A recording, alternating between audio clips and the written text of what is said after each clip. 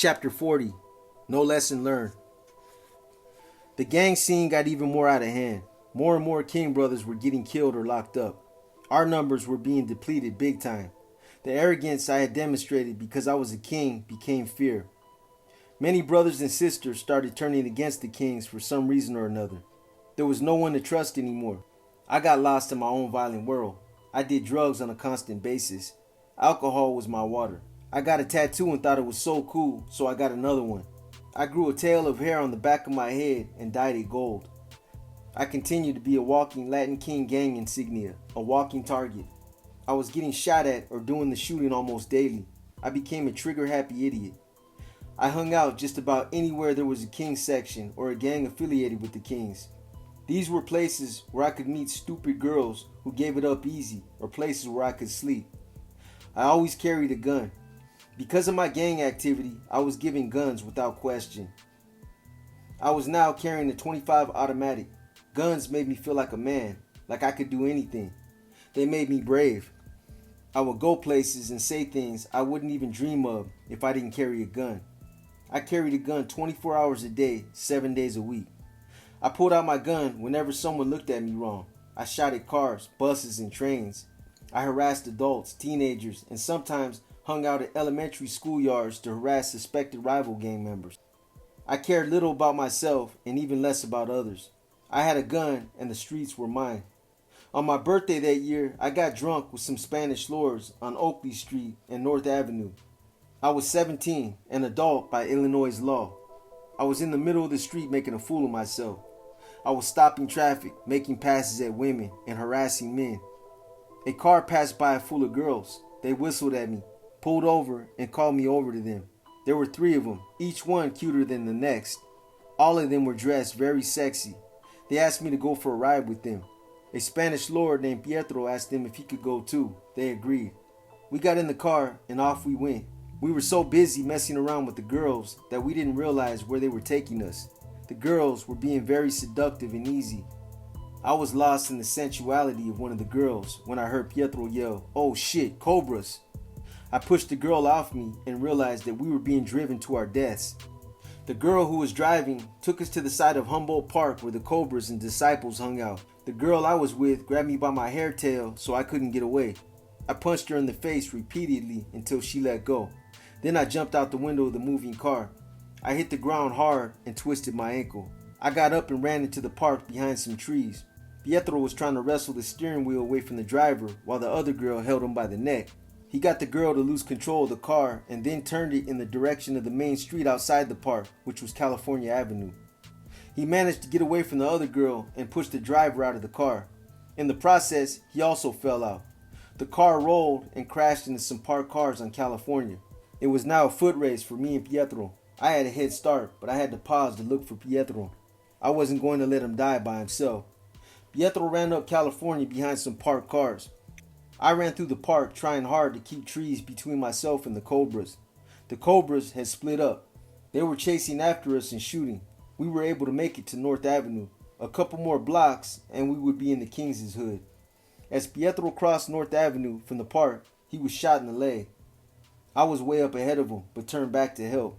The cobras were coming in for the kill. Many people were out there watching what was happening, but nobody did or said anything. With all the excitement that was going on, I had forgotten I was packing the .25. Pietro didn't forget. He started yelling, "Shoot, shoot." I pulled out the gun, took the safety off, and began blasting. The cobras scattered back into the park. I got to Pietro and helped him, then went after the cobra that was trying to sneak up on us. I went at him behind a car and he shot me, then turned and ran. When he turned around, he slipped and fell. I ran up to him. He pointed his gun at me and pulled the trigger, but I had no bullets left. I put my gun about 5 inches from his face and pulled the trigger as I yelled, "King Love." There was no bang. The gun jammed. I hit him in the face with the gun handle and ran like hell. Pietro had made it pretty far on his own, but he still wasn't safe. The cobras stopped chasing us only because they heard police sirens. Pietro told me to run before the cops came, but I stayed with them. I ran into an empty lot and hid the gun under a rock before the cops could see me. I stopped the cops myself and put on an act. I told the police that we were just walking home when a gang started chasing us and shot my friend. The police then called an ambulance for Pietro. They then searched us and asked us questions about the incident while we waited. We denied any gang affiliation. They asked me if I could identify the gang members who assaulted us. I said I could. More police officers started arriving on the scene. They put me in a car with gang crime unit detectives who drove me by the Cobras so I could identify the perpetrators. The gang crime division detectives recognized us immediately. "What are Kings doing by the Cobras?" one of them asked me. "We were set up by some bitches," I told them. They laughed as I told them the whole story. You fucking spics will do anything for a piece of pussy, won't you?" one of the detectives said. He was black and his partner was white. I didn't like being called a spick, but what choice did I have? They drove me right to Maplewood and Division. They started surrounding the car. The Cobras out there recognized me immediately. They started surrounding the car. They thought the detectives were going to drop me off there. The detectives called for backup and announced through a loudspeaker for the Cobras to get away from the car. Police arrived on the scene in bunches. In no time, the Cobras were up against the wall being frisked. The police asked me if I recognized any of them. I told them that almost all of them had been there. Then, I pointed out those who I knew to be the main Cobras as the trigger men. They got cuffed and put in a paddy wagon. Damn, like that? The detectives dropped me off near the hood. It was just another day. That's how they do it out there. A couple of days later, the Cobras were at it again. At about 8 p.m. on a humid Chicago night, 3 brothers and a cousin were killed as they sat on the front steps of their house. They lived on North and Western Avenues, 2 houses from the northeast corner. They were in the Spanish Lords' hood. Of the 4 guys killed, only 1 had any kind of gang affiliation. The Cobras were mobilizing big time. Cobra sections began sprouting up all over the place. Other Latino gangs began expanding into different areas as well. New gangs were being formed. Almost all of the new turf was being occupied by rivals of the Latin Kings. Gangs were becoming more organized and diversified. There were now many blacks and whites who were representing Latino gangs because there was strength in numbers and the racial makeup of the neighborhoods was changing. Female gangs grew in numbers also, and they became more involved in violent crimes. No family, violent, high all the time, on our own, we're role models. People like myself, no family, violent, high all the time, on our own, we're role models. Kids looked up to us and envied our lifestyle. Adults in the neighborhood contributed to the loss of a generation by turning their backs and never seeing anything. They complained about not having enough police to protect them, but didn't bother to help those who did try to stop the violence.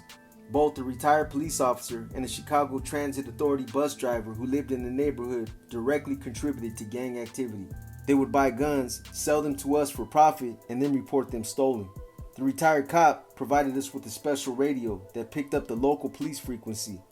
We almost always knew when the police were coming our way. Most of the neighborhood residents knew what these men were up to, but no one said anything. So many parents conveniently closed their eyes to their kids' gang involvement. The summer was finally coming to an end. I was glad. In the winter, the gangs cooled off. Although we didn't see much action, our membership doubled. I became a popular target for cops that winter, mainly because I was always out there. I was still selling pot, and now I was selling acid too. I never got caught with anything on me, but I was still harassed on a consistent basis. On one occasion, they made me strip half naked outside. It was 5 degrees below zero that day. The cops laughed as I shivered in the cold. On another occasion, it was much worse. I had just come out of Locas and was on my way to the store to buy some milk for her. I saw the police talking to a couple of kings up ahead of me, so I crossed the street to avoid them. They saw me and called me over. I ran.